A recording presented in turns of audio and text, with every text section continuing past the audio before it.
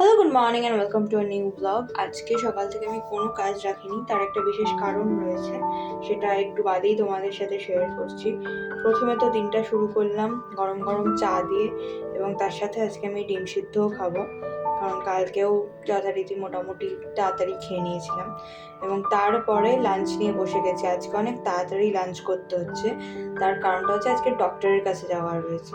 আজকে লাঞ্চে রয়েছে ভাত, এদিকে রয়েছে ফুলকপি ভাজা, তার সাথে মসুর ডাল, আর তার সাথে আমার সব থেকে ফেভারিট জিনিস সেটা হচ্ছে ছানার কোপ্তা।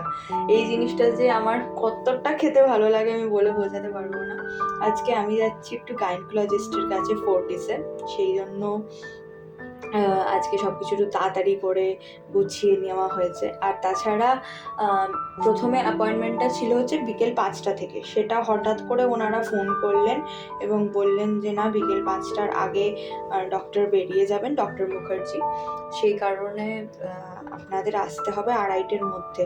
তো বুঝতেই পারছো যে কতটা হচপচ লেগে গেছিলো এবং কতটা তাড়াহুড়োর মধ্যে আমাদের বেরোতে হয়েছে। কারণ একটা মাইন্ডসেট থাকে যে হ্যাঁ, এই সময় বেরোবো, তাহলে এই সময়ের মধ্যে পৌঁছতে পারবো। এই প্ল্যানিংটা পুরো গন্ডগোল হয়ে গেছে আজকে। মানে আজকে একদম তাড়াহুড়ো। ভাগ্যিস কোনো কাজ আজকে আমি রাখিনি, কারণ আমি জানতাম যে ডক্টরের কাছে যাওয়া মানে গোটা দিনটাই ওর মানে ওই কাজের পিছনেই চলে যাবে, তো তারপরে আর কিছু করা যাবে না। তো যাই হোক, ভালোভাবে ডাক্তার দেখানো হয়ে গেছে। এখন আমরা চলে এসেছি মাসিমণির বাড়িতে। আর মাসিমণি ফোন করলো হুট করে যে তোরা তো ফিরবি, তো ফেরার পথে আমাদের বাড়িতে একবার হয়ে যাস। তা ঠিক আছে, কোনো অসুবিধা নেই, ভালোই হলো একদিক থেকে, যেহেতু আমাদের তাড়াতাড়ি ডাক্তার দেখানো হয়ে গেছে। 4টের মধ্যে ডাক্তার দেখানো আমাদের হয়ে গেছে, সেই কারণে আমরা ভাবলাম যে কেন না একটুখানি ঘুরেই যাওয়া যাক, দেখাও হবে, আর মাসিমণি একা একাও থাকে, ওই জন্য মাসিমণির মনটাও মানে একটু খুশি হবে যদি আমরা সবাই যাই। আর যেহেতু ওরা জানতো যে আমার ডাক্তার দেখানোর রয়েছে, সেই জন্য ওরা আরোই ফোন করে আর কি জিজ্ঞাসা করে নিয়েছিল যে আমরা কোন সময় ফিরতে পারি, কোন সময় দেখা করতে পারি। তো ফাইনালি দুপুর যেহেতু সব শেষ হয়ে গেছে, তাই জন্য আমরা চলেও এসেছি। আর তারপরে আমি এখন নিচে গেছিলাম, মোগলাই পরোটার অর্ডার দেওয়া হয়েছে ফিস্ট থেকে, তাই জন্য নিচে গিয়ে পার্সেলটা কালেক্ট করলাম। এখন ওদের সিস্টেম হচ্ছে কাউকে ওপরে উঠতে দেয় না, মানে কোনো ডেলিভারি পার্সনকেই ওপরে কোনো ফ্লোরেই আর কি, ওপরে অ্যাজ ইন কোনো ফ্লোরেই যেতে দেয় না।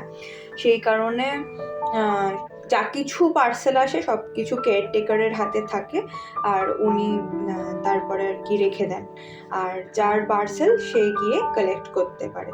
তো মোগলাই পরোটা নিয়ে বসেছি। এই এক একটা পরোটা এক একজন কি করে খাবে ভগবানই জানে, এবং সেটা খাওয়া হয়ও নি। আমরা আবার প্যাক করে নিয়েও এসেছি, কারণ আমাদের পক্ষে সত্যি সম্ভব হয়নি এক একজনের জন্য এক একটা পরোটা অর্ডার দেওয়াটাই আমাদের ভুল হয়েছে। আমাদের হাফ হিসেবে অর্ডার দেওয়া উচিত ছিল, মানে আমরা 3জন এবং মাতো আর মাসিমণি, সেই আন্দাজে আমাদের 5জনের জন্য হয়তো 2টো অর্ডার দিলে ঠিক হতো, আমার এখন যা মনে হচ্ছে। যাই হোক, চলো টাটা, দেখা হবে আরেকটা নতুন ব্লগে। টিল দেন সবাই খুব ভালো